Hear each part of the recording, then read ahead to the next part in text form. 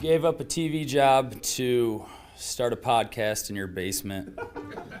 If that doesn't scream midlife crisis, I don't know what does. It was Championship Sunday here in Indianapolis. What's the mindset then coming in as a defending champion? I want to win. No, I want to win. The young lady over my shoulder, Caitlin Clark. Not the best looking guy. And I don't think anyone's going to sit here and say, Matt Randazzo was really good looking. What has this last month, 2 months, 3 months been like for you? It's an important fan base for the Fighting Illini, is it not? It is. He turned 69 years young last week. He looked good, Coach. Oh, trying. Thank you.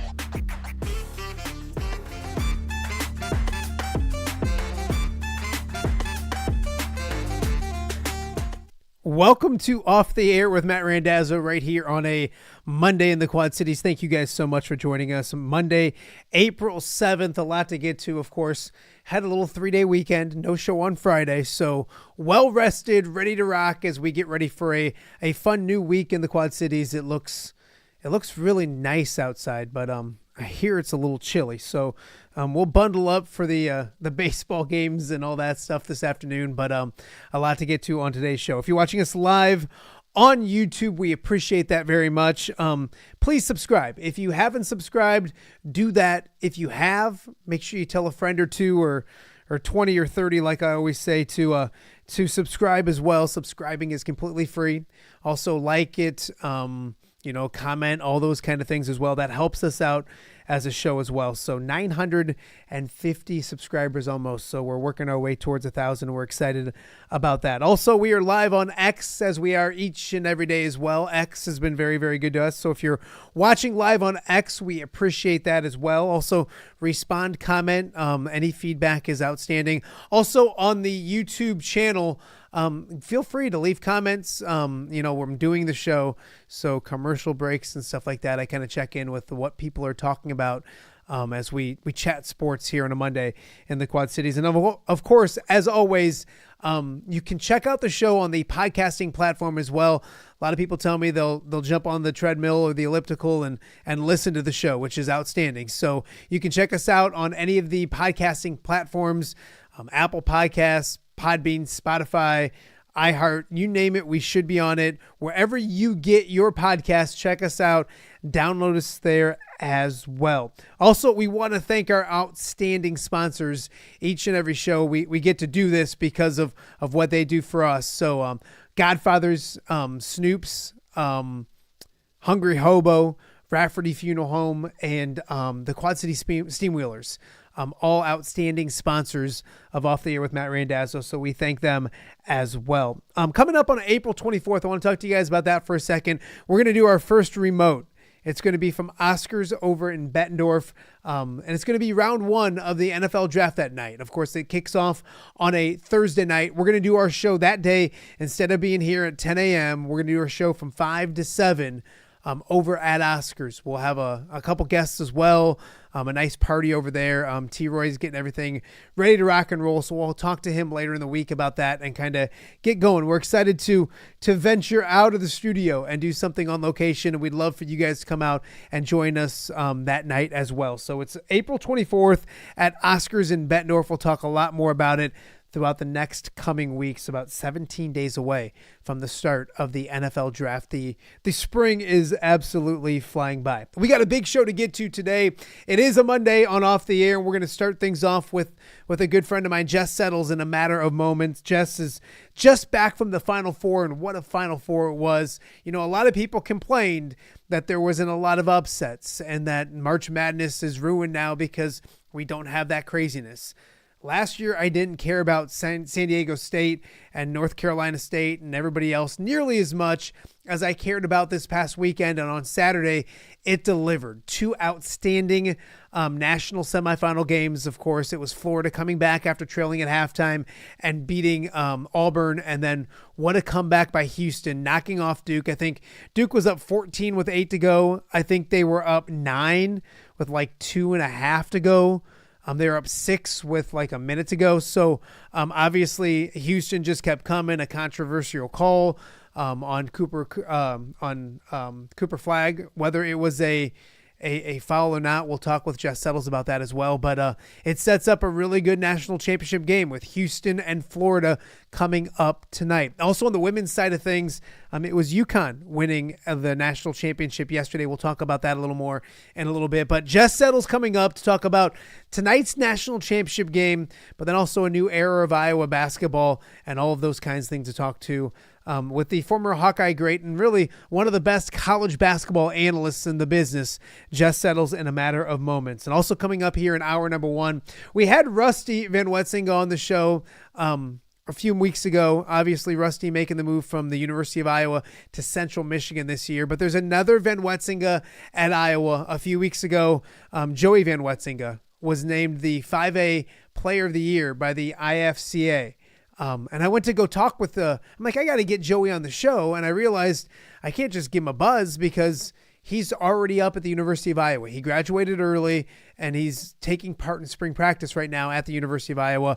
But we were able to snag Joey VanWetzinga for a little bit. So we'll have that coming up a little bit later on in hour number 1 as well. And then also it's Monday on Off the Air, which means our good friend Pat Anger has opinions and plenty of opinions to get to. We'll catch up with Pat Anger now, hour number 2, about 11 o'clock of the show today. We'll catch up with Pat Anger as well. Also want to mention coming up, really excited on Wednesday.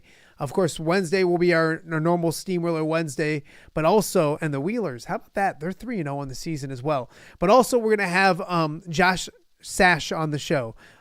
Josh, of course, is brother of Tyler Sash, and then, of course, a new assistant coach on Ben McCullum's staff at the University of Iowa. Really excited to catch up with Josh Sash, get to know him a little bit, and a lot to talk to him about when it comes to the Iowa basketball program and a whole bunch more. So that's coming up Wednesday here on Off the Air with Matt Randazzo. Also, later in the show, we'll get to our bracket challenge because we know if Florida wins, who's going to win, and maybe if Houston wins, who's going to win that one. That one's really close. We'll get to that coming up a little bit later on. And also some familiar names as well. So we love that. So we'll get to our contest coming up a little bit as well. So a lot to get to. Super excited about a Monday here on Off the Air with Matt Randazzo. And joining me now, a very familiar face, a guy that I've been trying to track down here for a little bit. The one and only Jess Settles. Jess, are you out farming? Are you doing real man work right now? Hey, it's that time of year. I just got back from the Final Four. I got to get the suit and tie off, get the John Deere sweatshirt on, head out. We're going to pull some trees out of some fence rows so they don't get into the planters. So, yeah, it's time, man. I love that. I love hearing that. You mentioned being down at the Final Four. I want to start there, and I want to start with the second game. Jess, there's ways to lose a basketball game, and I think Duke figured out a new one. Just your thoughts on that, because Duke was headed to the national championship game. That was done, wasn't it? Absolutely. Duke was the best team, and that's the beauty of the tournament, right? Sometimes the best team doesn't win. Now, those were a lot of self-inflicted wounds, obviously, and I thought when I filled out my bracket and I was studying the tournament, I thought, can those 3 freshmen, can they rise up and beat teams that have 25-year-old men, 6th-year guys, 7th-year guys, the mess that we're in with the portal, NIL, and all this. And, for a while there, it just looked like they were going to be able to do that with young players.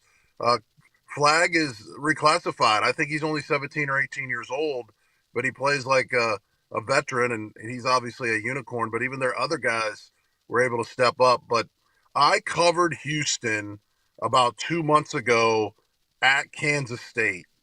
And after watching a practice and watching them destroy Kansas State, in Little Manhattan. I told my wife, I'm like, I think I've got my national title pick right then. And I put them down, and obviously they got lucky against Duke, but that is a grown man team who is extremely physical. Defensively, they're very tough, and I guess you could say that paid off in the last minute. I want to go into the last 30 seconds, whatever it was. And everybody wants to know, like, is that a foul? Is that a foul on Cooper Flagg? Your thoughts on that call at that time? I'm not a big proponent of, well, you don't call it there. If it's a foul in the second, if it's a foul or in the first half, it's a foul there. But was it a foul? Like, your thoughts on that call? Do you agree with it? All those kind of things. Well, here's my take on it, and all of your fans and listeners, might have a different take, but the angle they kept replaying was from the front. It was from their, showing their faces, showing their chests. From that angle, it did not look like a foul. It just looked like an easy play on, two guys going for the ball, no big deal. You have to understand that the official was standing behind them. He has a completely different angle, and from behind, it looked like Cooper Flagg's motions, were too aggressive and in an attack mode over his back and something like that. That's the only way I can explain it, because from the front, that's not one that any of us would have called. But he wasn't standing in the front. I don't know if he was out of position, but he was on the back of it. Have you ever been part of a game, Jess, where that happens, where and good side or bad side, not foul wise, but the collapse, the crazy comeback, or what pops into your head as a guy who played a lot of basketball of good memories and bad memories when it comes to late game stuff like that? Well, two of them will pop up, and Iowa fans will love these memories. On the road at Kansas, I believe they had a 65, 75 game winning streak, hadn't lost in 3 or 4 years. We're down big. I think it was one of 2 games in my life where I knew in my mind that we were beat. It was late. But I knew in my heart as wearing the uniform that we would fight to the death no matter what, just because of the pride of wearing the uniform. And if you remember Kim McCausland, who you had on last week, he went wild and started hitting threes at Fog Allen, and we won that game. Ryan Luersman, you'll remember out of Galesburg, Joey Range had a phenomenal game, Jake Jakes. And then 2 times in the tournament, we were in big trouble against George Washington. I'm going to say, 95, 96, had a massive comeback, maybe down 15 plus in the second half, won that first round game, then lost to Arizona and Lute Olson in the second round game. And then our game to go to the Sweet 16 against Arkansas and Nolan Richardson, we were down quite a bit in that second half, and came storming back with Dean Oliver, Kim McCausland, J.R. Koch and company to go to a Sweet 16, which, by the way, as Kent mentioned, again, great interview with Kent. You two guys did a phenomenal job. But that's the last Sweet 16 team we've had. But that game was possible because of a major comeback. So, when we pressed full court and played for Dr. Tom, there were definitely some swings in the scores. Do you remember, Jess, growing up watching as a Hawkeye? And do you remember the first game after Chris Street's death? The one at Michigan State, not the home game against Michigan, but do you remember? That's the one I always think about, because Iowa was done, and probably a little help from above, but they forced overtime and won that game. That's the one when I watch crazy comebacks. The ones you mentioned, Iowa fans are going to love, but isn't that the signature one for Iowa fans? Is that one right after? Do you remember that game? Yeah, man, that's why you're so good at what you do. Like, that is the game that all Iowans think about and need to be reminded of as the most important game. What do you say, one of, or is the most important win probably in the last 30 years in Iowa, and because of it meant so much more than just the box score. I've watched that game several times, and people can Google that. Val Barnes absolutely goes crazy. Yeah. An impossible game. That game was over. Impossible. Tom Izzo was an assistant.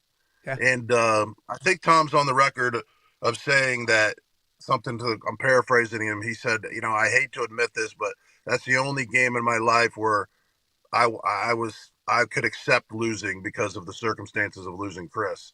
Yeah, that one's what it does happen. And when I was coaching, if you coach long enough, Matt, everybody who coaches long enough loses a game like that. There's a paranoia in the college game because of games just like that, because of Michigan State, because our game at Kansas, obviously because of the Duke and Houston game. And that's why a lot of times you'll see a team up by 10 points with a minute and a half to go, and people are like, hey, put in the bench or put in the gray teamers, and the coach wants to do it, but everybody's lost a game like that. I was at Iowa Wesleyan, and we had some good battles with St. Ambrose back in the day, and Clark and schools in that when we had that league. But I remember on a senior day, I had to put my seniors back in the game with like 30 seconds to go, let's say, when they'd already taken their shoes off. Wow. Because let's say we're up by 12 with a minute and a half to go, and the other team rattles off 3 threes in a row, and then we're in trouble. Yeah. So it can happen. Yeah, no, absolutely. The first game, so Florida and Auburn, and obviously a friendly face there with Bruce Pearl. I just thought it was a really good basketball game, and I know people complain that like there was no March Madness Cinderella story, there was no Fairleigh Dickinson moving far and all that kind of stuff. But I think on the flip side is we got 2 outstanding basketball games on Saturday night. That first game was just as good as well, with Florida coming out on top. No question. The games have been just outstanding. That's the positive of guys being able to stay a little longer. You're getting, pro-aged guys playing, and the speed of those games and the toughness of those games and the coaching. I think it was great that all the number 1 seeds, obviously the 4 best teams were there, and you wouldn't want that to happen from a fan's perspective and from the bracket perspective every year. But for some reason, it just feels right. It's physical. There's a lot of toughness. If you follow some of these guys on Twitter, they break down the plays that have been run. These teams run such elite pick and roll actions and Spain actions and pin downs and go screens and isolations. It's really fun to watch the best teams compete. And this Clayton Jr. kid for Florida, he is hitting shots, Matt, that, the Steve Alfords and the Christian Leitners and I can't think of the kid from UConn who led UConn to the championship and with all the clutch shots. This kid has made so many big shots. They wouldn't even be near the Final Four if it wasn't for his late game heroics. It seems like every game. You like Houston tonight? Talk about tonight's game and what do you see tonight? Believe it or not, when we filled out our brackets online, I've got Houston playing Florida. So I was fortunate this year to pick both teams to make the championship. I've got Houston winning the game, but that was picked 2 weeks ago. I still think Houston, with their physicality, the age that they have, the toughness, they're going to have a home court advantage with the crowd. I'm nodding my cap to them. Who are you going with? I got Houston. I got a little of my wife's money on Houston as well, Jess. So I got to see. I'd love to see that happen. A little plus 600 is kind of nice. Jess, I got to talk to you about Iowa basketball. I have to, obviously. A lot's happened since we last chatted, and it was great talking with Kent because I want to start there because Fran deserves some flowers. You know what I mean? He did a lot of amazing. He leaves as the all-time winningest coach. I guess before we move on to the new head coach, just your thoughts on what Fran was able to do for the program for 15 years. Yeah, tremendous basketball coach. Was always good to me when I was broadcasting those games. I've been to 100 practices probably in my life, and just a great offensive mind. Recruited incredible guys who love to wear the uniform, who went to class, who were just so good with kids. So just ran a really honorable program, and I'm so happy that he got the head job at Penn. I was at the 3-point dunk contest at the Final Four a couple nights ago to support Peyton Sanford, and Peyton speaks so highly of him. Had a chance to talk to Price. Fran came in across the arena, and Margaret, and by the time my wife and I went over to say hello to them, they had slipped out. So I saw him from across the arena, but I haven't had a chance to talk to him since then. And It's the way it is. It was 15 good years. Not enough wins in March over the last few years, and the portal obviously caught us wrong, and we lost. You lose Perk and some guys like that, and it makes it tough. But I know he'll do really well in the Ivy. Don't be surprised to see them, right there on top in a couple of years with the offense that they run. Absolutely. So there's a new head coach, Ben McCullum. I love the hire. I love the press conference. I thought first impressions are important. I know it's not a first impression in these days because everybody knows everybody, but I thought he hit a grand slam at the press conference. I love the fact that when you start naming Wade Bill and Monteer Glasper, you're not easy cherry picking. You know your stuff. He seems like the right guy at the right time to me. What are your thoughts? Oh, I'm like you. I'm so happy for him. He's an Iowa kid. I didn't see the press conference, but I saw some of the clips of him with Dr. Tom at the Storm Lake camp and him naming some of the names of the former players and those things. That's phenomenal. I can't imagine how excited his kids are and his wife and his family and the chaos they're going through. You talk about, a guy starting at the bottom and playing at the small college level and coaching at the Division II level where no one knows you're there and the gyms are typically empty at most of these places and you're not a lot of media coverage and you're just working on your craft, trying to pour into these kids and win games and then to get this opportunity, the opportunity of a lifetime. So I'm so happy for him. I can't wait to work with him, get to know him. Josh Sash is a family friend for years. Has come over to be one of his assistants from Drake. So I love him and his family, and I know those guys are just going to pour their heart into it. On the flip side of that, it is such chaos right now with the portal and with NIL. You can rebuild quickly, but things are so out of control that you can hardly keep your roster together. So it looks like the play right now is, bring the whole Drake team over. A lot of tough guys with experience. Can they take the next step and play night in and night out against this level of competition? I sure hope they can. I sure hope we can. But really tough when you have a change like this, Matt, to lose such special players. I mean, obviously your audience with Brock and Owen, those are huge losses. Those guys are not only great players, but they have such a huge fan base there in the Quad Cities. They're two kids that I loved covering and getting to know. And then you lose Dix. And, I was just with Price before he made his announcement to go to Nebraska. I think Cooper Koch will thrive in this new system. So I'm happy to have him back, but it's really, really tough to make predictions and try to figure out what's going to happen. And because I know there's some court hearings coming down in the next few weeks. And I'm, from talking to people inside, I'm more confused now than I was before I talked to them. It's so crazy. And that's what Kent and I talked a lot about is because it's just, it's free agency right now. And you don't know from year to year. Illinois is basically going to Europe and getting all their guys over from Europe. And It's just a different, strange time. You mentioned, because I got to put a little cheap plug in, but you mentioned Josh Sash. He will be on Off the Air with Matt Randazzo coming up on Wednesday. He's going to be on the show with me. Whoa. So really excited to chat with him and kind of talk about what the Iowa program means to him, obviously with his brother Tyler. And now that I know that he knows you, I'm a little worried. I don't know if it's a good thing or a bad thing. So Josh is coming up on Wednesday this week as well. But did you cover Drake a lot? What do you see on film-wise when it comes to what Ben McCullum wants to do? I think there's this false narrative that he likes to slow things down. I think he just likes to win, and he's going to use whatever parts he can to win. Your thoughts on his style? Yeah, it's interesting. I coached at the NAIA D3 level, and then we played against some D2 teams once in a while.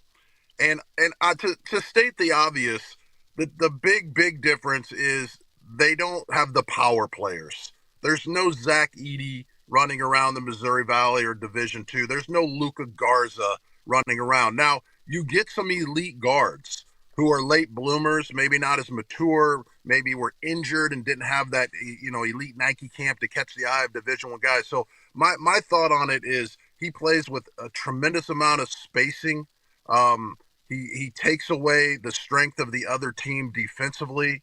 He's very difficult to guard, meaning his system. It's very, very difficult to guard because he's basically, and you'll be fascinated to ask Josh about it because he'll give you a lot of more insight than I will, but he's basically setting you up to overplay things, to take advantage on the other side or backdoor, etc. I talked to Matt Painter from Purdue a couple days ago, and Matt Painter hired him to be an assistant for USA Basketball, I'm assuming a few years ago. Matt Painter just said he's a tremendous basketball mind, just knows how to create spacing, get the right guys in the position to succeed. Matt Painter was great talking about him, had high praises. And then Ryan Peden from Illinois State said that, just very, very difficult to prepare for, very difficult to scout, harder than most teams to get his guys to figure out how they're going to guard Drake at the time. So all of that from an X's and O standpoint are great.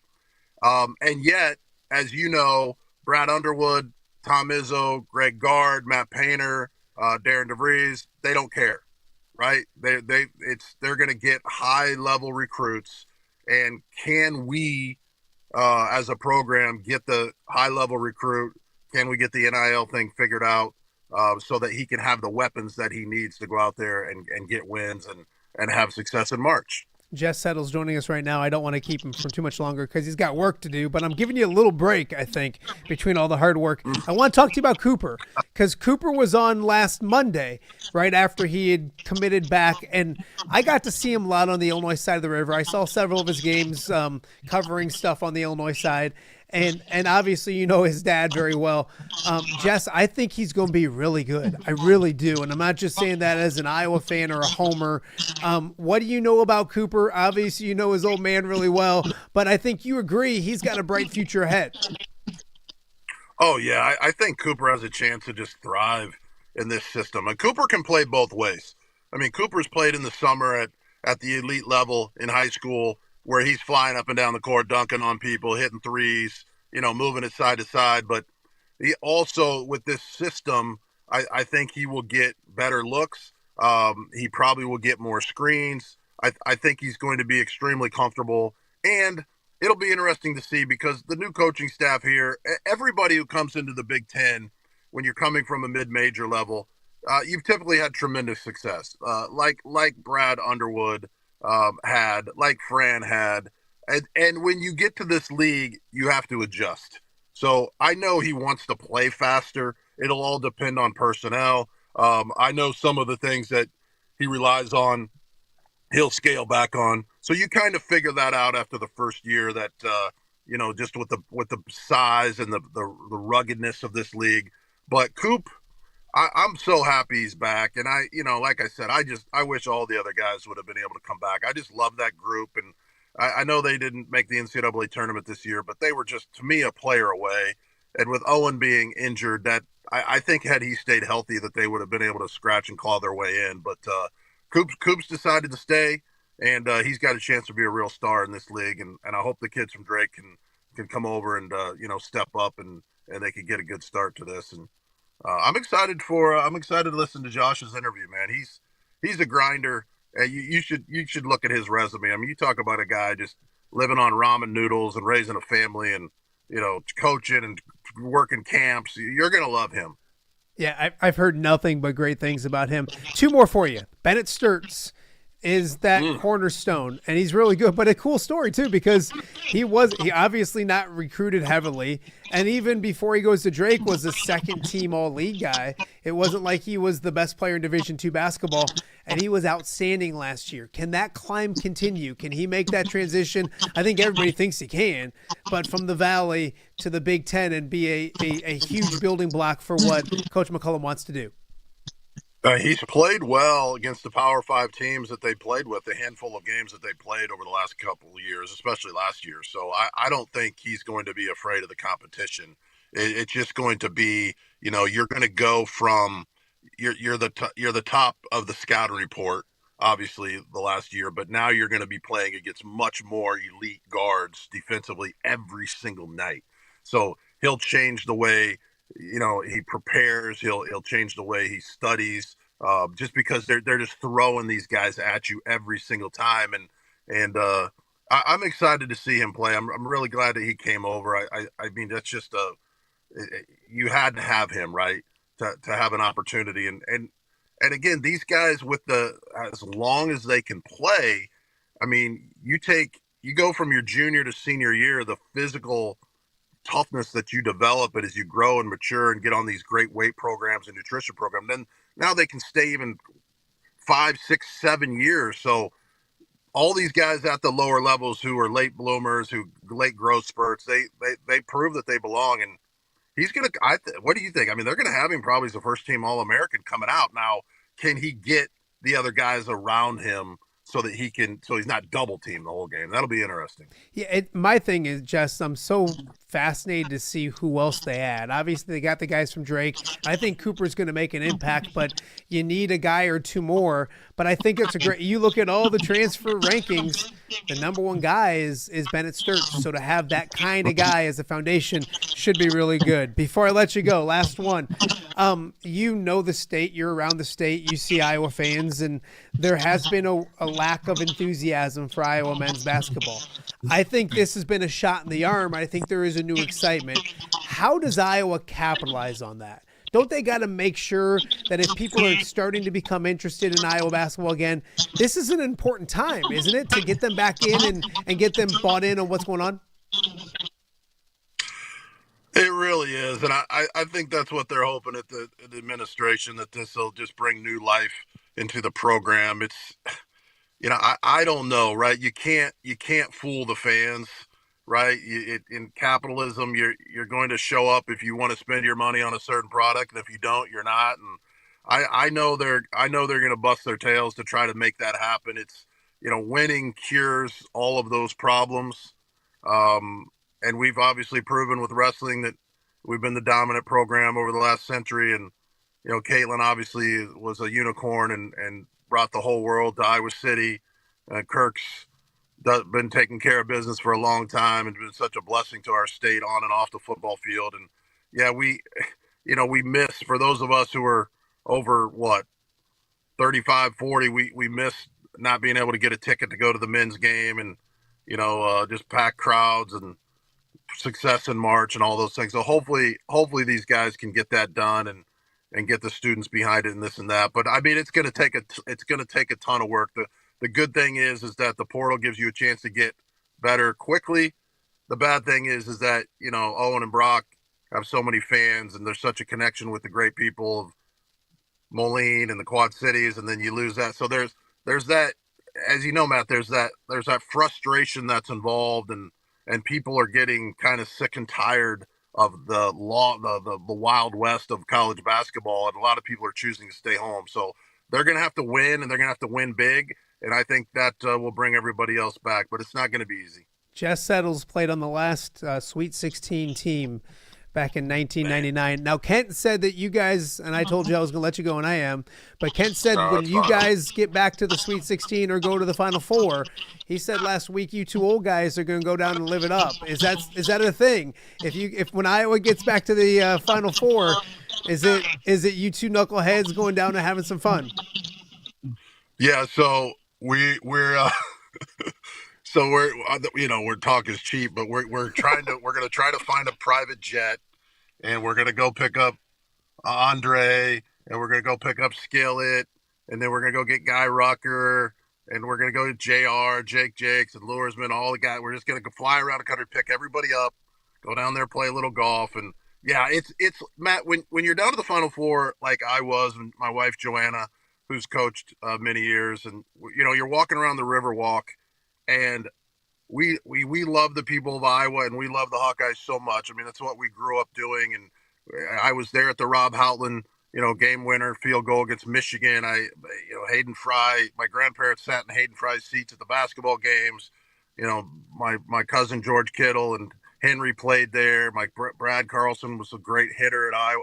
So we're walking around there, and my wife she said, I just someday dream that this is full of Iowa fans, that the Iowa people can come down to San Antonio or Indianapolis and there'll be, 100,000 of us down there just celebrating.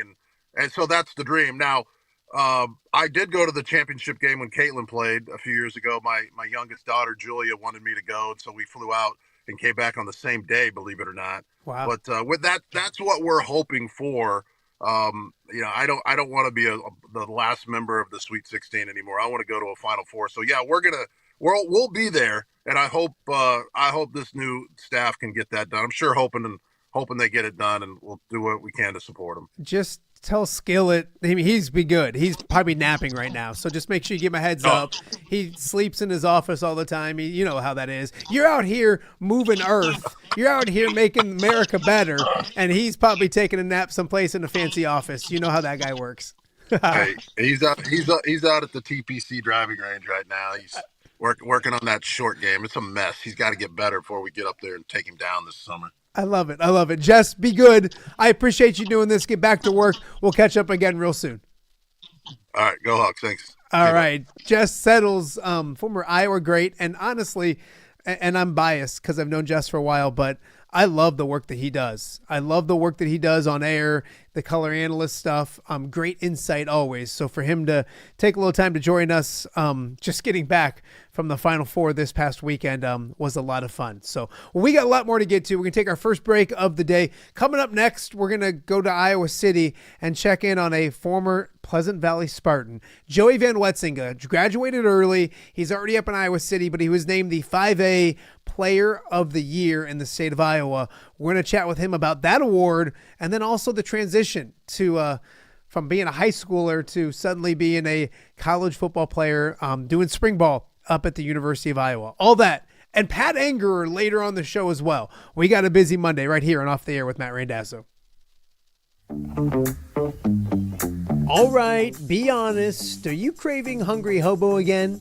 You know, that fresh sliced meat piled high on those amazing sandwiches, hot off the grill chicken and steak with all those delicious toppings, the biggest and best selection of baked potatoes, or simply some waffle fries dipped in cheese. Well, now that Quad City favorite is even easier to get. Download the Hungry Hobo app today. Order ahead, skip the line, and earn rewards all at the same time. There's Double Points Monday and exclusive specials as well.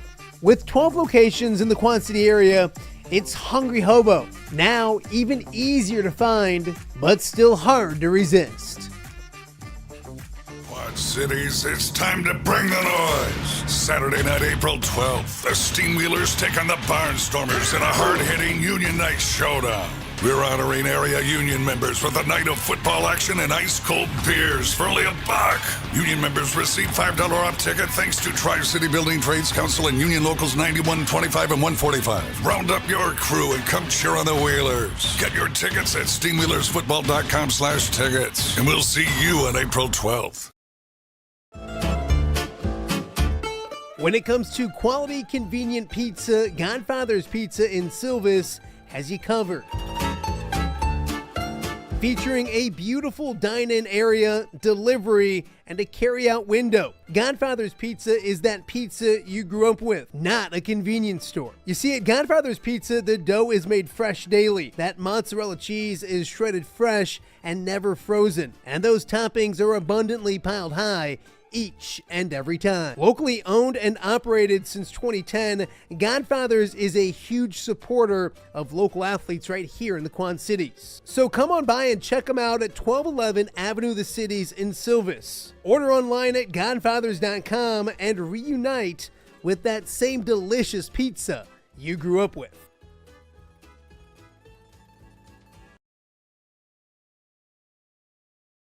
FCA, the heart and soul in sports. View from the West, the podcast covering Illinois high school football.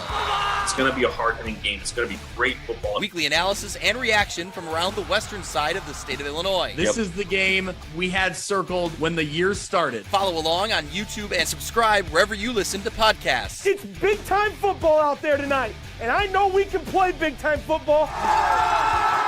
View from the West. We got you covered.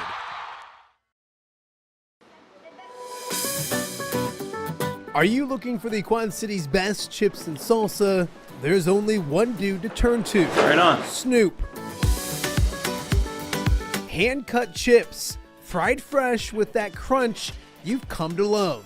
And the most addicting salsa with delicious fresh ingredients each and every time. Pick up your chips and salsa, queso, enchiladas, and much more at the Stern Center in Rock Island. To place your order, simply call the man himself. It's Snoop at 309-314-8197 and find out for yourself what the rest of the Quad Cities already loves. Welcome back to Off the Air with Matt Randazzo on a Monday right here in the Quad Cities. A lot going on when it comes to March Madness and all the great stuff, but it's never too early to talk about football, especially because spring football is in full swing. And for some, you go right from high school football into the fire and spring ball, and that's the case for the young man joining me right now, Pleasant Valley's own, and now Iowa Hawkeye Joey VanWetzinga. Joey, first and foremost, thank you for doing this. I had that knucklehead older brother of yours on the show, and I'm like, I want to have a cool VanWetzinga, so I appreciate you doing this. Yeah. Thanks for having me on. Absolutely. Before we get going with like where you're at now at the University of Iowa and all that kind of stuff, the reason I wanted to catch up with you is because a few weeks ago you were named the IFCA 5A Player of the Year in the state of Iowa. To get that award and to kind of cap off your high school career with that, when you hear that, what did it mean to you? Well, I obviously it means a lot. I don't expect any rewards in my life. I worked for it, and I was lucky enough to get it. But, they could go to anyone else. There's a lot of talent in Iowa. I don't think people realize that. There's a lot of good players in Iowa, but, I'm happy to hear I put in all that work. And honestly, it feels good, but no point in stopping here. So it's got to keep working. Absolutely. You mentioned it because around the state of Iowa, there's some super talented players, and especially in 5A. Kind of talk to that because it probably means a little more knowing the other talent and the guys that you went against each and every Friday night. It probably means more knowing what you know and that the talent in the state's pretty darn good. Yeah.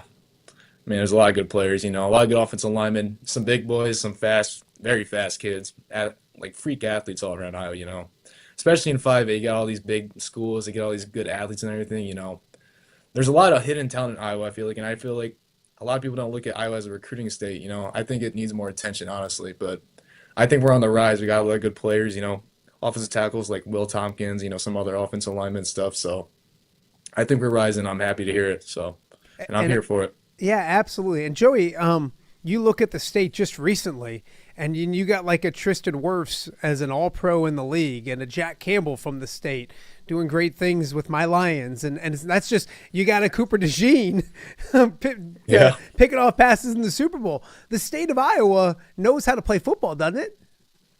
Oh, yeah.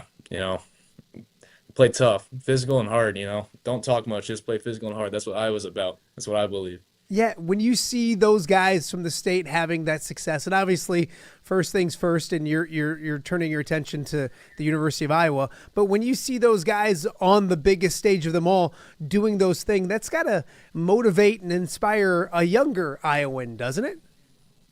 Oh, yeah. It's inspiring, especially the Coop. He came from a very small town. I never got the opportunity to really see him. My brother did, but he came from a very small town, like population of like 500 people, and now he's playing Super Bowl Sunday, got a pick six in the Super Bowl. So, I think it inspires a lot of people from the small hometowns. You just got to work. If you can play ball, they'll notice you. Absolutely. Joey VanWetzinga joining us on Off the Air on a Monday right here. And Joey, you get that award, but it wraps up a special career at Pleasant Valley. When you look back at Pleasant Valley football, and I could ask you during your career, and you're still involved in it, you're still entrenched in it. Now that you're not, and you're kind of away from Pleasant Valley, what did that chapter of your football career mean to you? I know it was really special. Well, yeah, obviously there's a big mishap. My brother transferred out of Iowa. I plan on playing with him, just like I did my sophomore and freshman year of high school. It's honestly a great experience. Not a lot of people get to go through playing with their older brother in high school.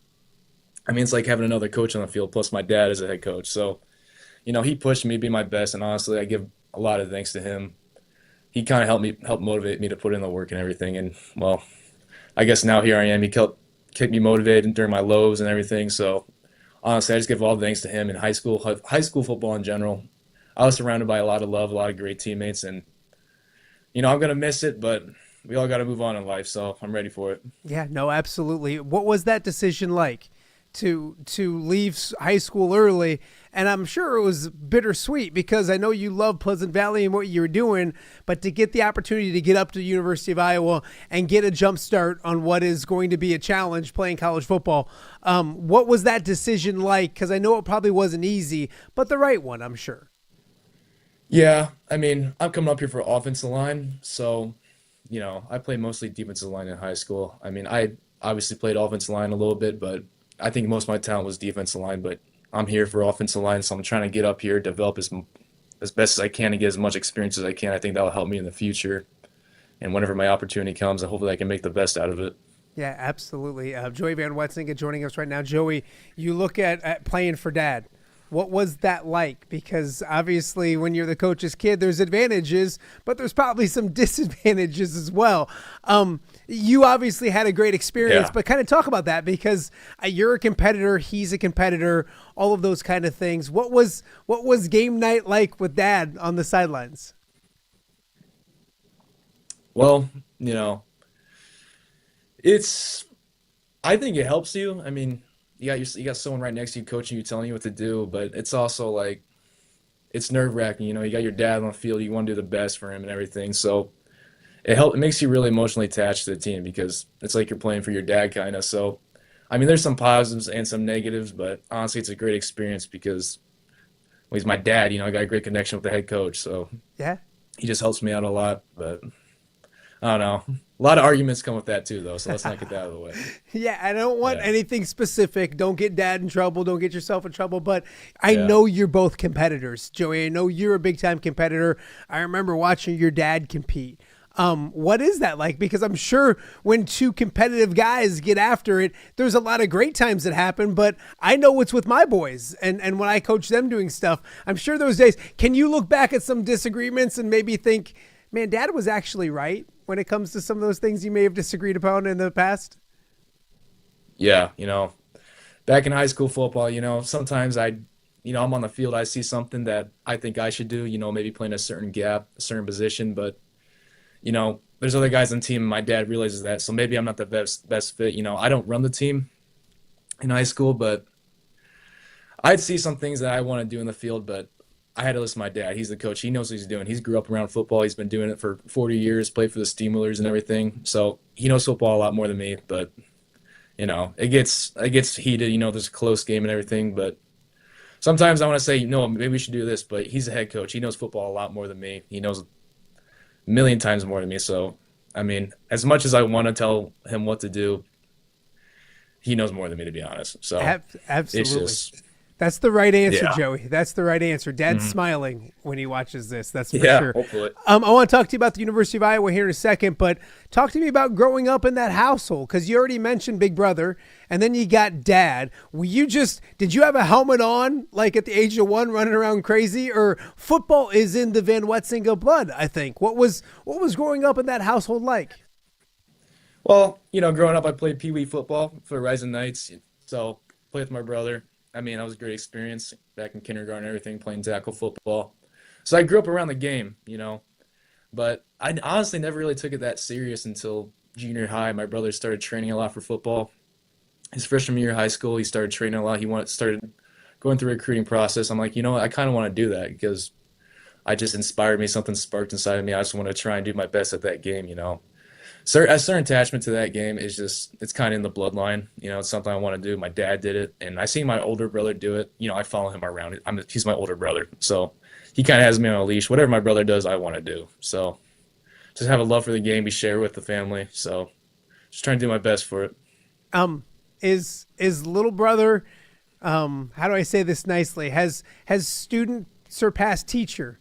When it comes to following big brother around, is little brother tougher, stronger, bigger, or is he still Big Brother? Well, I am bigger. I am faster. I am more. I think I'm more athletic, but he's also got that Big Brother factor, so he could still probably whoop me if he wanted to, just because growing up, I grew up getting beat around by him, so I still have that fear factor, to be honest. But I'll never let him know that.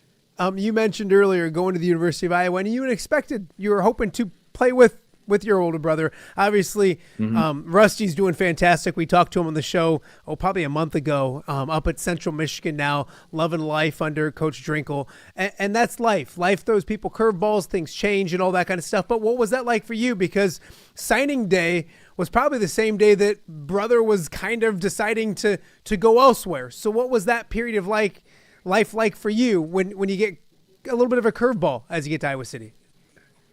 Well, yeah, like signing day and the same day my brother transferred, it was a big shock. He warned it coming, with the big offensive coordinator change and everything, I knew it was coming.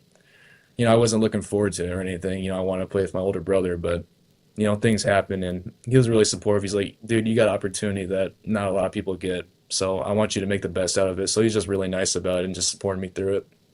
So even though he's not here, he's still supporting me, and that's enough for me. Absolutely. You look at going up to the University of Iowa. You're there now. What's it been like, and maybe what's the biggest adjustment that you've seen from high school and now going to play college football at the University of Iowa? Well, you get up here and you realize there's levels to this. A lot of big people. So, when you get to this level, technique is like really. It's honestly everything. You got to focus on technique. You got to be pitch perfect with your technique, and you can be dominant, but you can be as big as you want. If you don't have good technique, you're not going to be able to make it very far. So they really nailed that down on that at Iowa. So I'm just going through a developmental period right now, just trying to nail down that offensive line, technique, and everything. So there's just a big skill gap at the Division I football, especially at a Power 4 school. So it's completely different from high school, a lot more competitive. We do competitions every lifting period, like tug of war and stuff like that. Everything's a competition, so it brings the team together. There's a lot of friendships. Honestly, just a supportive squad in general. It feels like a family, to be honest.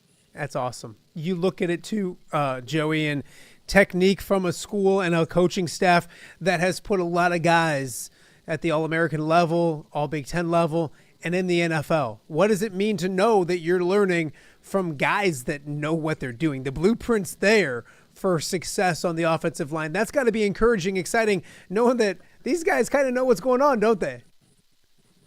Yeah, it helps to be surrounded by a bunch of success. You got a great coach, Coach Barnett. He's a great guy, great coach in general. He's really patient with these early enrollees. Me and Lucas Allgaier, my roommate, he's an offensive tackle. I mean, we came here early. We're trying to learn everything with people who have like over a year experience than us. So it's a big change, but, we were surrounded by a lot of positive teammates and everything. So, when you're surrounded by people like that, it's motivating. It helps put you to your best. You're in spring practice right now. Have you yet to have that, holy crap, I'm in the Division I level moment? Have you had that moment yet where you realized, wow, I'm not getting yelled at by dad anymore. I'm at the Division I level at the University of Iowa? Yes, I've had quite a bit of those moments, big change, humbling, but, I expected that. And there's a lot, I still got time to develop. I'm still technically in high school, so I'm still trying to learn this, but, it's a lot different, you can't, just got to take it, to be honest. Not much you can do. Absolutely.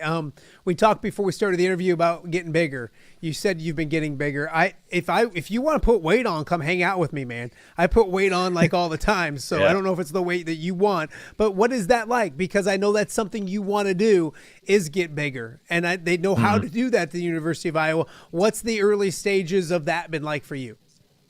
Well, they went through a full nutrition breakdown of everything between us, trying to make sure we're having our macros right. Lean protein, unprocessed food, just healthy food in general. We want to put on weight, but we want it to be good weight. We don't want to douse ourselves in French fries and burgers and everything, put on a bunch of bad weight. So they're really locked down about that. I mean, we got team dinner every night. We got refuel, breakfast.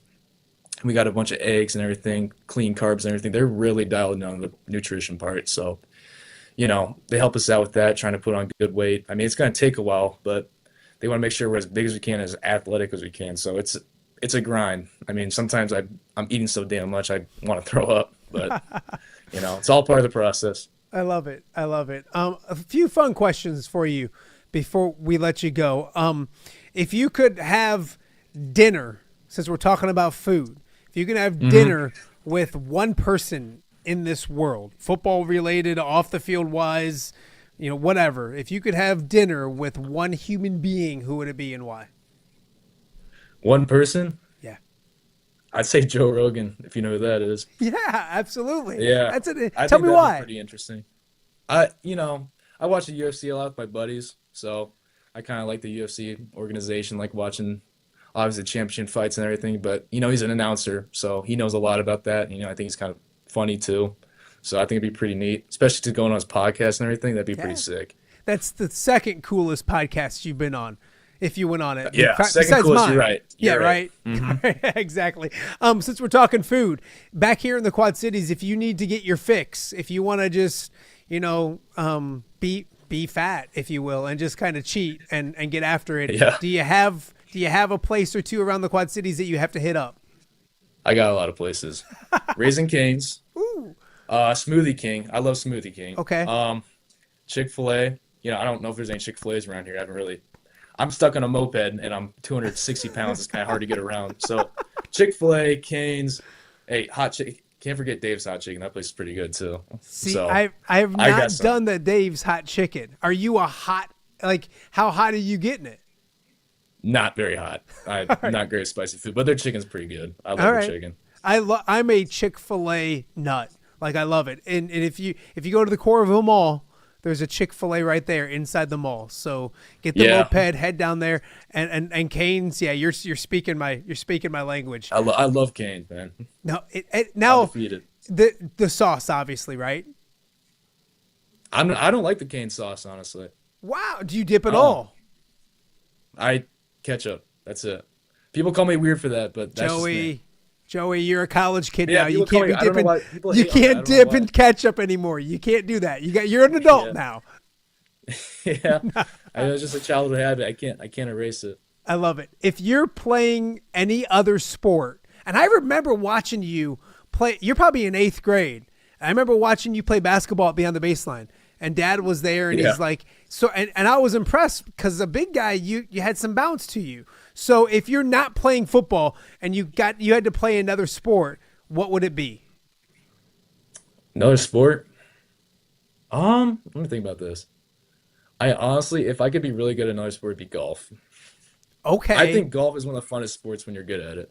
So here's the good news, and I was going to talk to you about this off the air, but now since you're off the air, which is the name of the show, no pun intended, your brother captained the Iowa football foursome at the Matt Randazzo. Jeez, my sister and brother are going to see that and laugh at the Guy Randazzo, my dad's memorial golf outing. I don't know. I doubt your brother will be able to make it down because it'll be in June. I don't know if he'll be available. But were you willing to step up and captain this year's team? If I can correct my shank for everything, maybe. We'll see. Okay, if you drive a golf ball and you get it right, now I know sometimes that don't happen. Probably 95% of the time you don't. But that 1 or 2 times, you go out there and you kill it. How far is Joey VanWetzinga driving a golf ball if he gets it right and does it correctly?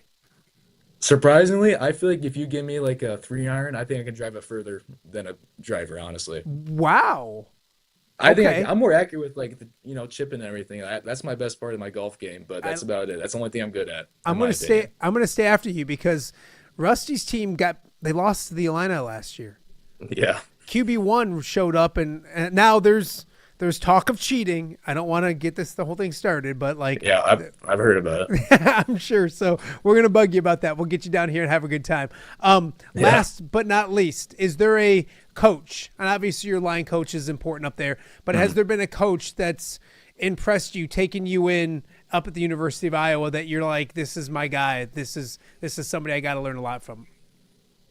Honestly, our strength and conditioning coach, Coach Braithwaite, he gets on you when you obviously screw up, but, he does a great job of highlighting when you're doing wrong. He helps correct you. He's not unmotivating about it, but, he helps you when you're doing wrong, and he helps correct that because he wants you to be the best you can. He's a great coach, in my opinion. He's helped obviously developed me athletically. I mean, my vertical improved as soon as I got here.